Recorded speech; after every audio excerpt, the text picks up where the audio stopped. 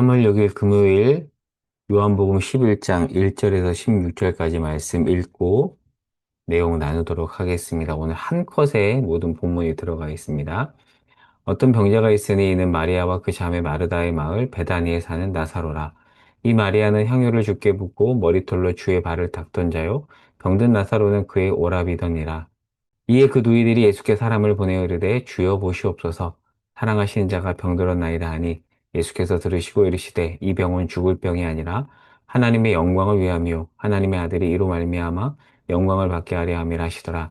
예수께서 본래 마르다와 그 동생 나사로를 사랑하시더니 나사로가 병들었다함을 들으시고 그 계시던 곳에 이틀을 더 유하시고 그 후에 제자들에게 이르시되 유대로 다시 가자 하시니 제자들이 말하되 랍비여 방금도 유대인들이 돌로 치려 하였는데 또 그리로 가시려 하나이까.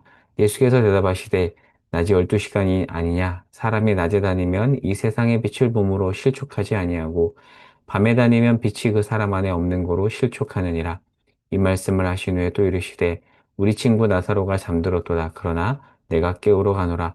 제자들이 이르되 주여 잠들었으면 낫겠나이다 하더라. 예수는 그의 죽음을 가리켜 말씀하신 것이나 그들은 잠들어 쉬는 것을 가리켜 말씀하심인 줄 생각하는지라. 이에 예수께서 밝히 이르시되 나사로가 죽었느니라. 내가 거기 있지 아니한 것을 너희를 위하여 기뻐하노니 이는 너희로 믿게 하려 함이라. 그러나 그에게로 가자 하시니 디두모라고도 하는 도마가 다른 제자들에게 말하되 우리도 주와 함께 죽으러 가자 하니라. 아멘. 오늘 본문은 요한복음 1장 1절에서 16절까지인데요. 11장은 굉장히 길어요. 57절까지 있습니다. 전체가 나사로를 살리신 사건이 핵심인데 큰 그림으로 정리해보면 이 나사로 사건은 요한복음의 표적의 책, 1장 19절에서 12장까지를 표적의 책이라고 하는데 여기에 7개의 표적이 있죠. 우리가 이 부분은 많이 다루었습니다. 여기에 이 나사로 사건이 마지막 표적입니다. 이 사건은 단순한 기적을 넘어서 예수님의 십자가 죽음과 부활을 미리 보여주는 결정적인 표적입니다. 특히 요한복음 11장 후반부에서 이 나사로 사건은 종교 지도자들이 예수님을 죽이기로 결단하게 되는 직접적인 계기로 제시가 됩니다. 즉, 나사로의 부활은 생명을 살리는 사건이잖아요. 동시에 예수님 자신의 죽음을 불러오는 전환점입니다. 그래서 12장에서 표적의 책이 끝나고 13장부터 영광의 책이 시작이 되는데 그 영광의 책에서의 영광은 예전에 주일 설교 때 한번 말씀드렸지만 십자가를 통한 영광이거든요. 이렇게 이어집니다. 나사로의 무덤에서 시작된 생명이 예수님의 십자가로 이어지고 그 십자가가 영광이고 그 십자가를 통해서 궁극적인 생명이 드러납니다. 이런 흐름 속에 있습니다.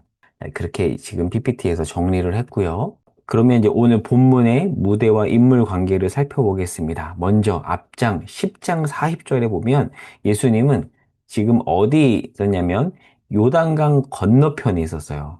요단강 건너편입니다. 10장 40절에 곧 세례 요한이 처음 사역하던 곳에 머물고 계셨는데 지도를 보세요. 자, 그런데 요한복음 1장 28절에 보면 이곳을 요단강 건너편 배단이라고 해요. 이 두 구절을 다 봐야 됩니다.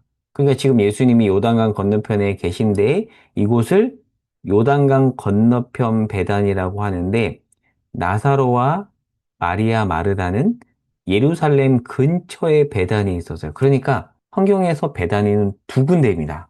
같은 장소가 아니에요. 다릅니다. 여러분 잘 이해되시죠? 지도랑 제가 같이 설명을 드린 겁니다. 자, 그런데 이 예루살렘 근처에 베다니에 거주했던 나사로, 마리아, 마르다는 예수님과 각별한 관계였어요.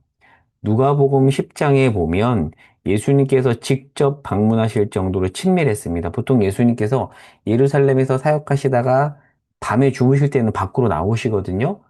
예루살렘에서 안 주무세요. 아마 추정키로는 이 나사로의 베다니에서 주무셨을 것이다라고 추정이 되거든요.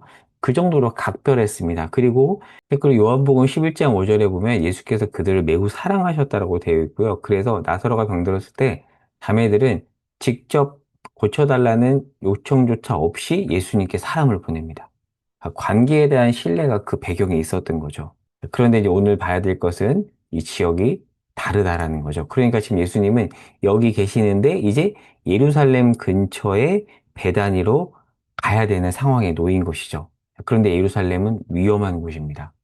여기는 비교적 안전하죠. 근데 왜 예루살렘이 위험하죠? 예수님은 지금 위험 인물로 부각됐거든요. 자, 참고로 예루살렘 근처의 베다니는 중심도시에서 밀려난 이들, 즉 가난하고 병들고 사회적으로 취약한 사람들이 모여 살던 곳이었습니다. 그러니까 종교적, 사회적 중심은 예루살렘이었지만 예수님은 지금 그 중심이 아닌 변두리 베다니에서 마지막 표적을 행하십니다. 그러니까 이 베다니는 예루살렘과 가깝잖아요. 예루살렘에서 부정하다고 낙인 찍힌 자들, 뭐 중풍병자나 아니면 나병 환자들, 그런 사람들이 베다니로 쫓겨났어요. 그런 사람들이 모여 있는 그런 곳이었습니다. 근데 거기에서 마지막 표적을 행하시죠. 그러니까 생명의 계시가 성전 한가운데 예루살렘에서가 아니라 죽음과 눈물이 있는 변두리 마을에서 시작된다는 것을 보여줍니다. 은혜가 되죠. 조금 더 볼게요. 사랑하는 나사로가 병에 걸려 죽게 되었으니 빨리 사실 베다니로 가는 게 맞아요. 여기서 사랑하는 자가 좀 죽게 되었으니 빨리 가야 되죠. 그런데 예수님은 나사로가 아프다는 말만 듣고 움직이지 않고 원래 있던 이곳에서 이틀을 더 유하십니다. 그리고 이틀 후에 제자들에게 위험이 도사리는 이곳 예루살렘 근처의 베다니 이쪽으로 가자고 하죠. 제자들은 만류합니다. 왜요? 가면 위험하니까. 그러면서 이런 말을 해요. 낮이 12시간이나 된다. 그러니까 아직 죽을 때가 아님을 알고 말씀하신 거예요. 예수님은 하나님의 때에 십자가에 못 박히실 것인데 아직 그때가 이르지 않았죠. 조금 더 있어야 됩니다. 그리고 나서 11절에 보면 나사로를 깨우러 가자라고 해요. 제자들은 예수님의 말씀을 문자 그대로 이해하지만 나사로는 이미 실제 죽었어요. 지체해서 죽은 겁니다. 그러니까 예수님은 나사로가 완전히 죽을 때까지 이틀이나 기다리신 거죠. 왜요? 드러낼 메시지가 있었기 때문입니다. 자, 그리고 드디어 예루살렘 근처 베다니에 이르십니다. 여기서 여기로 가신 거죠.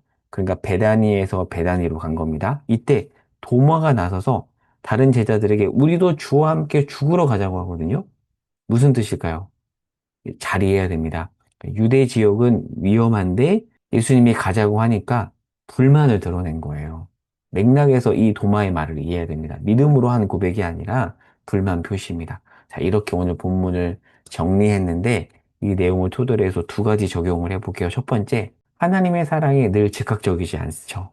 오늘 본문이 보여줍니다. 여러분, 나사로는 예수님이 정말 사랑하던 사람이었어요. 그런데 병들었다는 소식을 듣고서도 이틀을 더 기다리시죠. 사랑받지 못해서 늦어진 것이 아닙니다. 그러니까 하나님의 사랑은 즉각적인 해결보다 더 깊은 구원을 향해 가죠. 그래서 우리의 기도에 대한 하나님의 지연을 우리는 거절로, 무조건적인 거절로 해석하면 안 됩니다. 기도를 했는데 바로 응답이 없다고 해서 하나님이 멀어진 것은 아니라는 것이 바로 오늘 본문이 우리에게 주는 하나의 메시지이고요. 두 번째입니다. 하나님은 오늘 어디에서 일하시죠? 중심 예루살렘이 아니라 변두리 베다니에서 일하십니다. 그리고 표적의 책에 나오는 이 마지막 표적이 예루살렘의 성전이 아닌 변두리 베다니에서 일어납니다. 이곳은 가난하고 병들고 밀려난 사람들이 살던 곳이죠. 우리가 처해 있는 곳이 예루살렘이 아니어도 괜찮습니다. 주님은 여기서만 일하시는 것이 아니라 이곳에서도 일하십니다. 오늘 본문은 이곳에서 특별히 더 힘을 주어 주께서 일하심을 우리에게 보여주죠. 우리가 있는 자리가 베다니처럼 실패와 가난과 눈물이 있는 자리일 수 있는데요. 오히려 그 자리가 하나님이 일하시는 자리가 될 수 있습니다. 이 사실을 기억하고 우리 삶의 자리가 배단이 같을지라도 주님을 바라보며 이 아침에 무릎 꿇고 주 앞에 나갈 수 있기를 바랍니다. 기도하겠습니다. 주님, 배단위에서 일하시는 주님, 그 주님을 찬양합니다. 실패의 자리가 주님이 볼 때는 실패의 자리가 아님을 믿습니다. 오늘도 이 배단위에서 주님을 바라보니 우리에게 은혜를 주시고 성경이 말하는 그 관점으로 우리의 삶을 해석하게 하옵소서. 예수님의 이름으로 기도합니다. 아멘.